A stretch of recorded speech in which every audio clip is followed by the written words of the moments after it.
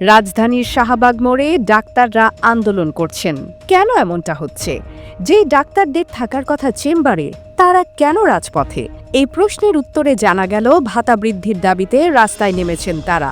দেখা যায় টানা 11 ঘণ্টা অবরোধের পর অবশেষে অবস্থান ছাড়লেন পোস্ট গ্র্যাজুয়েট ট্রেইনি চিকিৎসকরা।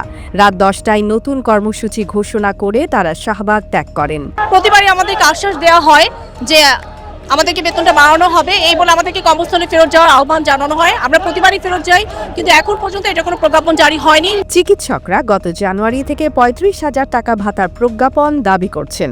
সরকারের পক্ষ থেকে আগামী জুলাই মাস থেকে এই ভাতা প্রদানের প্রতিশ্রুতি দেয়া হলেও চিকিৎসকরা তা মেনে নিতে রাজি নন। কিন্তু কেন?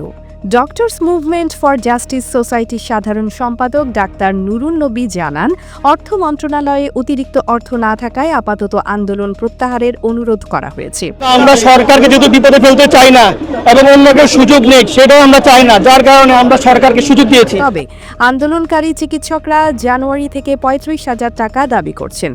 আন্দোলনের ফলে সাধারণ মানুষের ভোগান্তি হওয়ায় দুঃখ প্রকাশ করেছেন চিকিৎসকরা। এর আগে 22 ডিসেম্বর একই দাবিতে অবরোধ করেছিলেন তারা।